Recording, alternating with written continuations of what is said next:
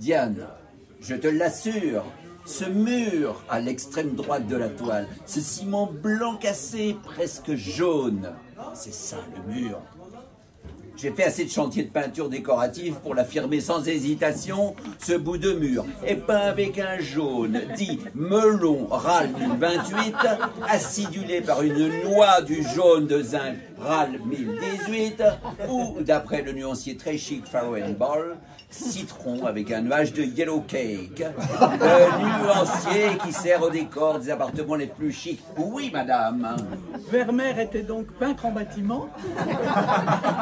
Un élément inédit à apporter à sa biographie. Quel est ton point de vue comme psychanalyste? Tu penses bien que Proust a voulu donner plus qu'une leçon de maçonnerie ou de peinture décorative.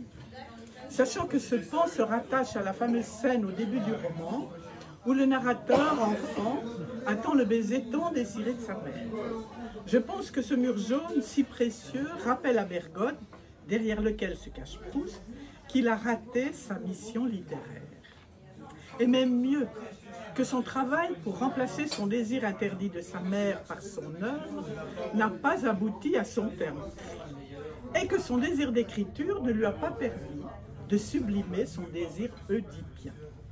Le mystère de ce mur célèbre, c'est le lien avec la mer. En tout cas, quand je vois cette toile splendide, mon cœur se met à battre plus vite et je me dis que j'ai encore beaucoup à apprendre. Et que je n'ai moi aussi pas assez travaillé mon art, comme le pauvre Bergotte qui se rend compte trop tard de ce qu'il aurait dû accomplir. C'est alors que Jaïda, qui avait beaucoup ri de la soirée anniversaire de Gilles, les rejoint. Gilles, tu m'as donné envie de voir l'original de Vermeer, surtout après la récitation de Lily. Me voici. Chère Jaïda, tu tombes bien. Je suis en train de débattre avec mon amie Diane, que j'ai le plaisir de te présenter, de la signification du petit pan. Oh, moi, je ne suis pas proustienne. Et pour le mur jaune, ok. Mais moi, ce que j'adore, c'est les beaux nuages. Et ceux de ce tableau, je les trouve sublimes. Jaïda s'approche le plus possible du tableau, puis s'en éloigne. Enfin, son regard s'arrête sur le ciel. Je me demande pourquoi les bâtiments au fond du tableau luisent autant. Serait-ce à cause de ces beaux cumulus blancs ou gris, ou des trous de ciel bleu? Tu t'y connais en météo? Je suis bien obligée, Diane, car l'état du ciel influence énormément la production du miel de mes abeilles. Des abeilles? Oui, je suis apicultrice. J'installe avec mon Jules des ruches sur les toits de la région parisienne. On a une société qui s'appelle Ruche Urbaine.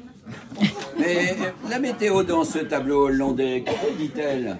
Elle me dit que tous les petits points blancs qu'on voit sur les bateaux, les murs, les toits, vous avez remarqué entre parenthèses comme ils sont variés.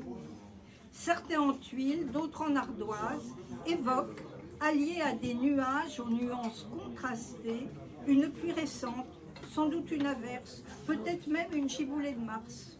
Mais il y a un point qui m'intrigue, moi béotienne qui ne connais rien à la peinture du XVIIe, ce point concerne l'intrication à un degré incroyable dans ce tableau du temps, dans ses deux significations, si je puis me permettre en anglais, le time et le weather.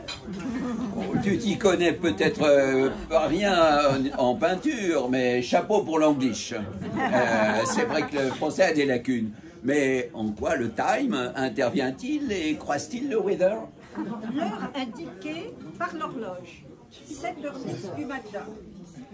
Et plus encore, le contraste entre les façades et les toits éclatants de lumière sous le soleil et les zones restées dans l'ombre, ce qui se comprend bien avec le ciel ici bleu et là, couvert de nuages, indique un quasi instantané.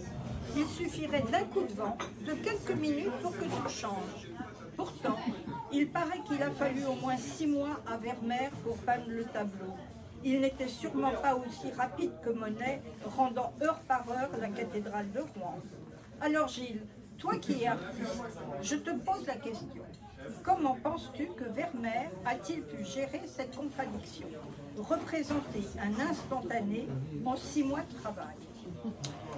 Les peintres travaillent avec des carnets de croquis et Vermeer a dû noter quelle pouvait être la meilleure configuration de lumière à retenir pendant ces 6 mois. De cette façon, il a pu respecter la vérité naturelle et la meilleure esthétique. Bon, c'est un point de vue. Concernant les couleurs du tableau, je pense, moi, que Vermeer était un précurseur des impressionnistes, toujours à la recherche de la lumière à un instant T. Oh, vous projetez votre propre vie sur le tableau. Gilles comme peintre et Jaïda proche de la nature avec tes abeilles. Et toi qui es psy, que projettes-tu encore? Je remarque que ce tableau inspire ceux qui l'admirent. On veut passer du temps à le regarder. On a envie d'approfondir l'impression qu'il vous fait et d'y mêler son expérience de vie. Bravo. Bravo.